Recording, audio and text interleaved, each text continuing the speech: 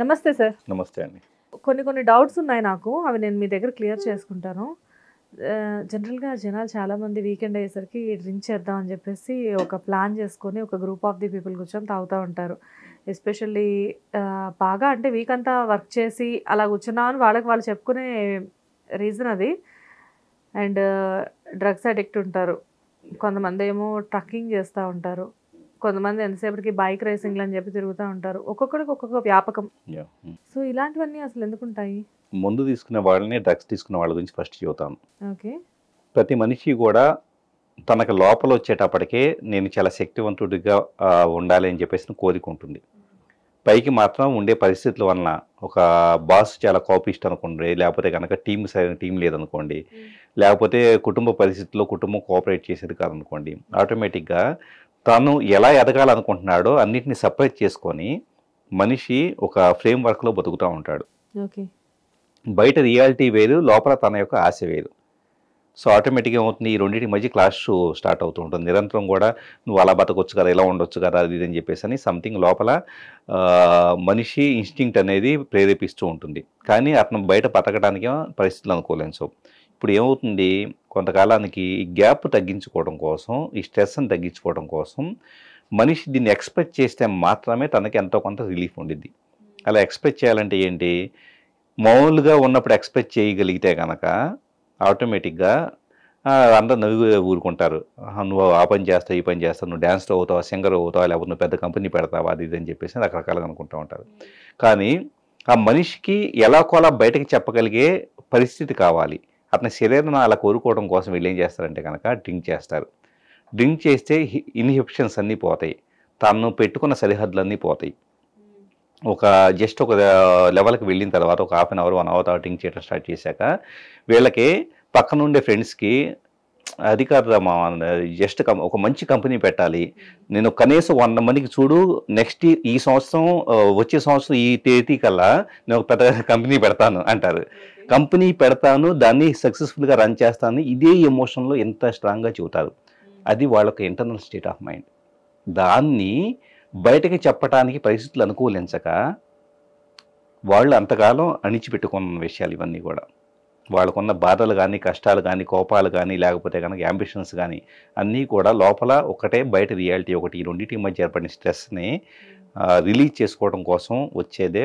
అందుకోసమే డ్రింక్ చేయటం కానీ ఇలాంటివి చేస్తూ ఉంటారు. కొంతమంది డ్రగ్స్ తీసుకునే వాళ్ళని చూద్దాం. ఎందుకు మళ్ళీ రిపీటెడ్గా డ్రగ్స్ తీసుకుంటున్నారంటే వాళ్ళకి బయట సమాజం నచ్చట్లేదు అనుకోండి, బయట రియాలిటీ మనుషులు కానీ పరిస్థితులు కానీ నచ్చట్లేదు అనుకోండి. డ్రగ్స్ తీసుకున్నప్పుడు ఏమవుతుందంటే ఆల్టర్డ్ స్టేట్ ఆఫ్ కాన్షియస్నెస్ అని చెప్పేసి ఒకటి ఉంటుంది. అంటే రకరకాల మొత్తం కలర్ఫుల్గా ఉండటం కావచ్చు, ఏదో మేఘాల్లో తేలియాడినట్లు ఉండటం కావచ్చు. ఓవరాల్గా వచ్చేటప్పుడు మనిషి ఒక బ్లిస్ఫుల్ స్టేట్లో ఉంటారు. సంతోషం వేరు. సంతోషం అంటే ఏదో జస్ట్ మనం ఐస్ క్రీమ్ తింటేనో బిర్యానీ తింటేనో వచ్చి చాలా చిన్నపాటి సంతోషం. బ్లిస్ అనేది అసలుకి అది అడిక్టివ్. అంటే ఇంకా తేలియాడిపోయినట్టు ఉంటుంది. అసలు మొత్తం అన్ని బౌండరీ సరిహద్దులన్నీ తొలగిపోయినట్లు. అన్నిటికంటే అదొక హై మూమెంట్, అసలు పీక్ లెవెల్లో ఉంటుంది. ఆ మూమెంట్ని డ్రగ్ తీసుకోవడం ద్వారా అడిక్ట్ అయిన తర్వాత ఆ మూమెంట్ని ఎక్స్పీరియన్స్ చేసిన తర్వాత మళ్ళీ మళ్ళీ అదే మూమెంట్ కావాలనిపిస్తుంది. ఇక బయట రియాలిటీ అనేది నచ్చదు. అంటే they want to create altered state of consciousness. అంటే ఒరిజినల్ మానసిక స్థితి కాకుండా భిన్నమైన మానసిక స్థితి కోరుకుంటూ ఉంటారు. అంటే వీళ్ళంతా కూడా డ్రగ్స్ తీసుకునే వాళ్ళు కానీ, డ్రింక్ చేసే వాళ్ళు కానీ ఏం కోరుకుంటున్నారు, ఈ క్షణం నేనున్న నచ్చట్లేదు, నేనున్న పరిస్థితులు, నా కుటుంబం, నా బాసు, నేను చేసే వృత్తి, నేను ఎదగాలి, నేను పెద్ద హీరో అవ్వాలనుకుంటున్నా, నేను జస్ట్ ఇలాగే ఉండిపోయాను. సో ఇలాగా తన యాంబిషన్, తన రియాలిటీ రెండు డిఫరెంట్గా ఉండేటప్పటికి దీన్ని కనీసం అట్లీస్ట్ లోపల ఉన్న ఎక్స్ప్రెషన్ని, కోపాన్నో బాధనో సంతోషాన్నో బయటకు ఎక్స్ప్రెస్ చేయాలంటే కనుక ఒక వెంట కావాలి. కాబట్టి అన్నిటినీ సరిహద్దులు చెరిపేసుకోవడం కోసం వీటిని కన్జ్యూమ్ చేస్తూ ఉంటారు. కానీ దానివల్ల వాళ్ళకి ఆ టైంకి వాళ్ళకి బాగానే ఉంటుంది సార్. బట్ ఇన్ ఫ్యూచర్ వాళ్ళకి కొంతకాలం తర్వాత హెల్త్ ఇష్యూస్ అనేవి చాలా ఎక్కువగా ఉంటాయి కదా. ఇప్పుడు డ్రింక్ వలన వచ్చే సమస్యలు, డ్రగ్స్ వలన వచ్చే సమస్యలు ఎటు ఉంటాయి, 100% ఉంటాయి. సో ఎవరైతే వీటి వలన మనకు సొల్యూషన్ ఉండదు, అది టెంపరీ సొల్యూషన్ మాత్రమే అని చెప్పేసి అని అర్థం చేసుకుంటారో, దానివల్ల ఆరోగ్యం దెబ్బతింటుందని అర్థం చేసుకుంటారో వాళ్ళు దాని బదులు మెడిటేషన్ లాంటివి చేస్తారు. మెడిటేషన్లో మీ ఎమోషన్ కూడా, మీ బ్లాక్డ్ ఎనర్జీస్ అంతా కూడా రిలీజ్ అయ్యేసి మనిషి ఏమి కన్జ్యూమ్ చేయకుండా ఖాళీ కూర్చొని హ్యాపీగా ఉండగలుగుతాడు. ఓకే. ఎనర్జీ అనేది ఆటోమేటిక్‌గా ఫార్మ్ అవుతుందా? ఎనర్జీ అనేది ఏవైతే బ్లాక్స్ ఉన్నాయో, అంటే నేను సాధించలేకపోయాను, లేకపోతే కనుక అది రకరకాల బ్లాక్స్ ఉంటాయో వాటన్నిటిని క్లియర్ చేసుకోవచ్చు. ఓకే. రెండో థింగ్ ట్రెక్కింగ్ లాంటివి చూద్దాం. ట్రెక్కింగ్ కానీ, కార్ రేసింగ్, బైక్ రేసింగ్ ఇలాంటివి ఇలాంటివి చాలా మంది ఎంజాయ్ చేస్తూ చేస్తూ చేస్తారు. ఉంటారు. ఎందుకు ఎంజాయ్ చేస్తారంటే ఈ క్షణంలో బతకటం మనం ఎప్పుడు చేయం. లివ్ ఇన్ ద మూమెంట్ అనేది ఎప్పుడు మనం చేయం. ఈ క్షణం ఒక పని చేస్తూ ఇంకొక ఆలోచనలోకి వెళ్తాం, గతంలోకో భవిష్యత్తులోకి వెళ్తూ ఉంటాం. ఈ క్షణంలో మనం ఉండం. సో సైకలాజికల్ టైం అంటారు దాన్ని, గతంలోకో భవిష్యత్తులోకి వెళ్ళిపోవడం. మొన్న ఆ సంఘటన జరిగింది, రేపు ఆ ప్రమాదం వచ్చిద్దాం అన్నట్లు వెళ్తూ ఉంటాం. సో ఈ క్షణంలో ఉంటే దాన్ని మించిన సంతోషం ఏదీ లేదు. మీది ఎనీ మూమెంట్ ఆఫ్ టైం ఈ క్షణంలోనే ఉండండి. ఈ క్షణంలో మీకేం జరుగుతుందో, ఈ క్షణంలో నేను మాట్లాడుతున్నాను, నా నోటి నుంచి వచ్చే శబ్దము అది ఎలాగ ఎనర్జీ ప్యాటర్న్గా మారిపోతున్నది అవేర్నెస్ మీద నా 100% ఫోకస్ ఉంటే కనుక ఆటోమేటిక్గా నన్ను మించిన యోగిగా, నన్ను మించిన సంతోషం కానీ ఎక్కడ ఉండదు. అంటే సార్ మీరు చెప్పింది ఎలా అంటే ఈ క్షణం ఇప్పుడు మీరు నాతో మాట్లాడుతున్నారు. మాట్లాడుతున్నప్పుడు ఈ క్షణాన్ని మీరు ఎంజాయ్ చేయడమా?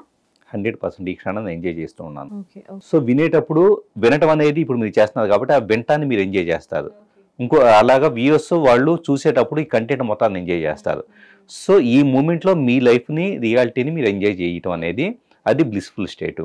సో దానికోసం ట్రెక్కింగ్ కానీ, బైక్ రేసింగ్, కార్ రేసింగ్, కార్లో 120, 140 స్పీడ్లో వెళ్తున్నారు అనుకోండి. ఇప్పుడు ఏమవుతుంది, నేను 140 స్పీడ్లో వెళ్తున్నాను, పక్కన నుంచి ఏం వస్తుందో అలర్టెడ్గా ఉండాలి, సో చాలా జాగ్రత్తగా ఉండాలని చెప్పేసి మనిషి చాలా అలర్టెడ్గా ఎక్కడా కూడా నిన్నటి గురించి రేపటి గురించి ఆలోచించాలి, అక్కడ టైం లేదు. ఈ క్షణం ఎదురున్న ప్రమాదాన్ని కాపాడుకోవాలి అంటే 100% ఫోకస్ అక్కడే ఉండాలి. ఇప్పుడు నిన్న మొన్నటి గురించి రేపటి గురించి ఆలోచన లేకపోతే ఇంకా మనిషికి స్వేచ్ఛ లభించినట్లే కదా. సో ఆ స్వేచ్ఛ ఈ క్షణంలో బతకడం కోసం కార్ రేసింగ్లు, బైక్ రేసింగ్లు చేస్తారు.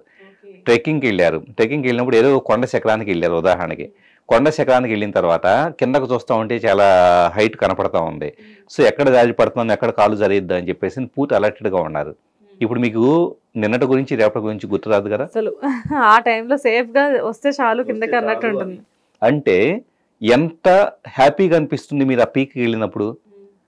మీ అలర్ట్నెస్ అనేది ఈ క్షణం మీదే ఉంటే కనుక చాలా అలర్ట్గా ఉంటారు, చాలా హ్యాపీగా ఉంటారు. కాబట్టి దాన్ని ఎంజాయ్ చేసి నాకు మళ్ళీ ఈ మూమెంట్స్ కావాలని చెప్పేసి అని మీరు వెళ్తూ ఉంటారు ట్రెక్కింగ్కి. ఇప్పుడు దానిని నేను మెడిటేషన్ చేసి ఏం చేస్తాను, గతాన్నో భవిష్యత్తులోకి వెళ్లకుండా జస్ట్ మెడిటేటివ్ స్టేట్లో ఈ క్షణంలోనే ఉంటాను.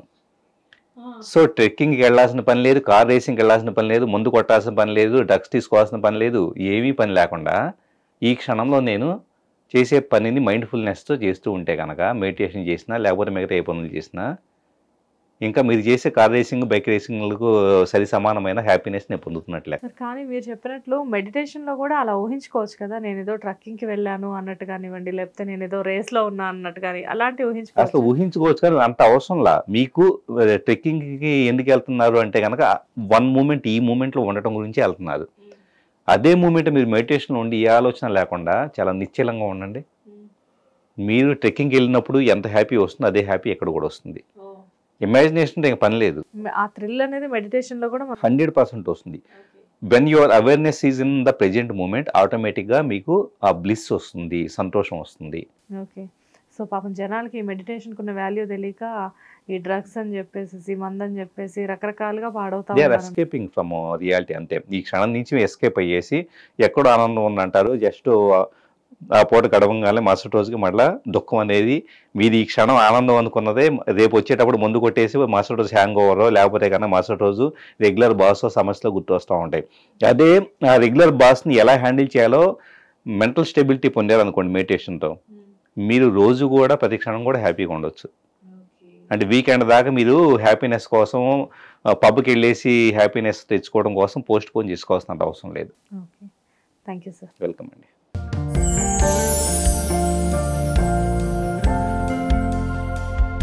లవ్, ఈ అందమైన 4 అక్షరాల బారిన పడని మనిషి ఉండరు, మనసు ఉండదు. ఈ లవ్ కొంతమంది జీవితానికి సరిపడా మధురమైన అనుభూతులను అందిస్తే,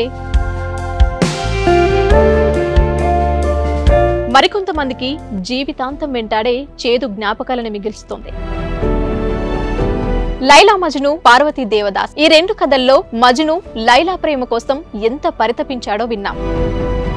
దేవదాస్ పార్వతి ప్రేమ కోసం ఎంత పిచ్చోడయ్యాడో చూసాం.